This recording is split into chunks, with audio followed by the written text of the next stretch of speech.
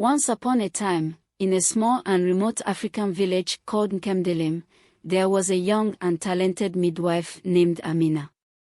With just a touch, magic flowed through her fingers, and her vast knowledge of herbs and remedies was unmatched.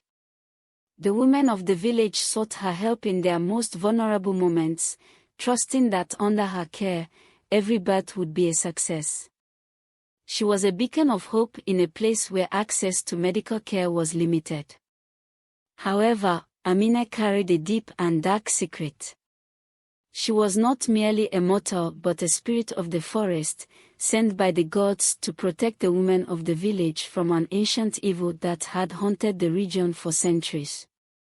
Though she had lived among humans for years and had earned their trust and affection, she had never revealed her true identity.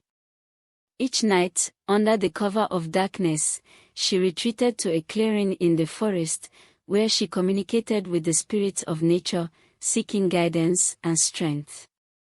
The forest spirits were ancient beings who had existed since the beginning of time. They were manifestations of natural forces and guardians of the world's balance. Each spirit had a specific domain and a clear mission to maintain harmony in nature. Anaya, the spirit of trees. Anaya was a majestic figure with a mane of green leaves and arms of intertwined branches. Her voice was the whisper of the wind through the trees, and her mission was to protect the forest and ensure that trees grew strong and healthy. Anaya taught Amina the art of healing with plants and the importance of preserving nature. Chike, the spirit of rivers. Chike was a fluid and ever-changing spirit, with a body that shimmered like flowing water. He was responsible for keeping the rivers and streams clean and thriving, ensuring that water, the source of life, flowed uninterrupted. Chike showed Amina the secrets of healing waters and how to use the power of water to purify and heal. Ebo, the spirit of animals.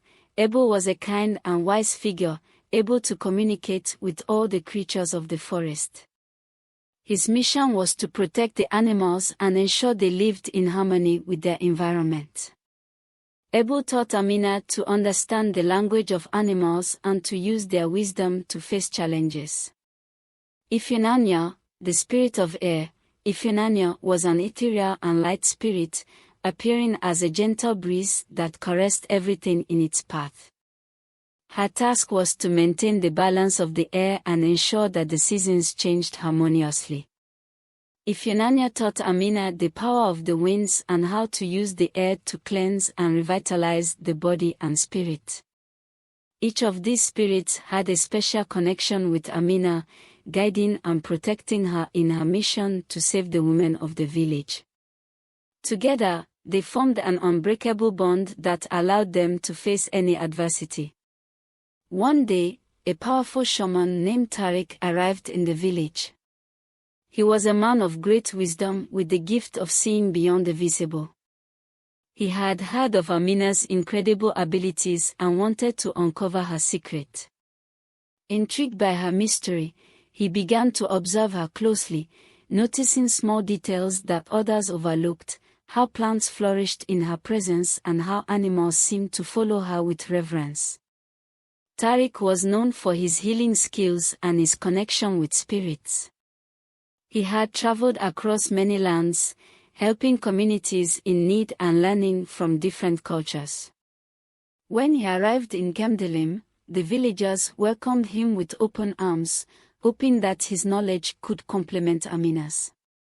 Meanwhile, terrible news spread like wildfire through the village. An ancient evil spirit known as Nzambi had returned. It was said that Nzambi brought diseases and curses, and the village women began falling ill, with childbirths becoming increasingly dangerous. Amina knew she had to act, but she feared that revealing her true self might cause panic among the villagers. The signs of Nzambi's return were clear: crops withered, rivers turned murky, and the nights filled with unsettling whispers. The villagers lived in constant fear, pinning their hopes on Amina and Tariq. Both knew that the battle ahead would not be easy and that they would need all the help they could get. One night, during a sacred ceremony under the moonlight, Tariq decided to confront Amina.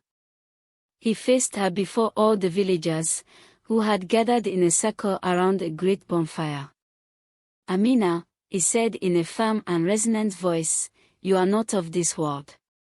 You are a spirit sent by the gods. It is time to reveal the truth and fight together against Nzambi." The villagers, shocked and frightened, looked at Amina, waiting for her reaction.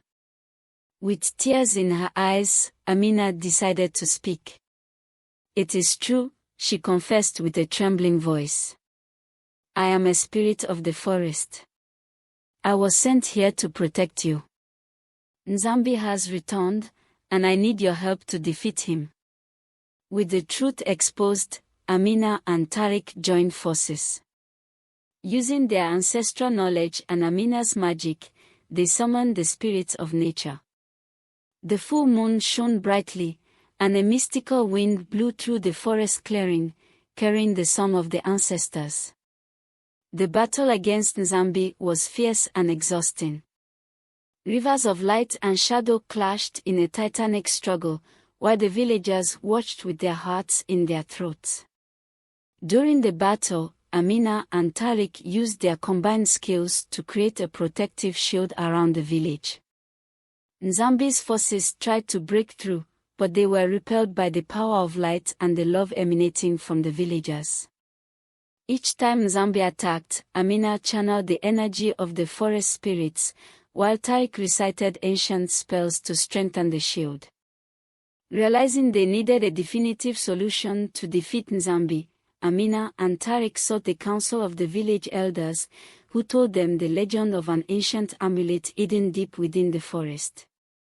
This amulet, known as the Heart of the Earth, held the power to seal Nzambi away forever.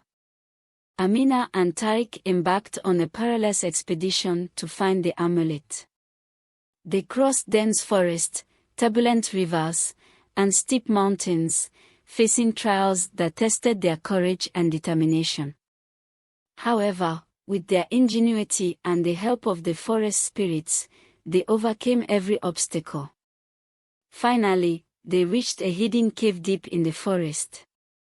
The entrance was guarded by an ancient stone statue that came to life as they approached.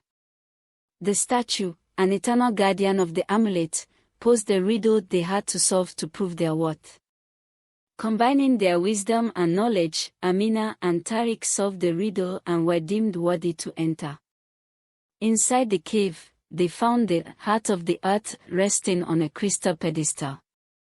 The amulet emitted a warm and comforting light, and its power was palpable. With the amulet in hand, Amina and Tariq returned to the village, ready to face Nzambi once more. The final battle was epic. Amina and Tariq, now armed with the amulet, summoned all the forest spirits and the ancestors to join the fight. Nzambi, furious at their persistence, launched his most powerful attacks. But the amulet, with its divine light, repelled each assault. At the climax of the battle, Amina raised the amulet to the sky, channeling all its power and that of the spirits. A burst of light enveloped Nzambi, sealing him into the sacred tree forever. The ground trembled, and the tree glowed with a golden light, ensuring that evil would never return. The villagers, now aware of Amina's sacrifice and true nature, embraced her with love and respect. Amina continued her work as a midwife, now with the full support of the village. Tariq chose to stay, teaching future generations so that the knowledge of the ancestors would never be lost. From that day on, every full moon, the villagers held a ceremony in honor of Amina and the forest spirits, grateful for their protection and teachings. And so, the legend of Amina, the forest midwife, lived on for generations, reminding all that magic and love would always triumph over darkness. Thanks for watching. If you liked it, please give it a like and subscribe.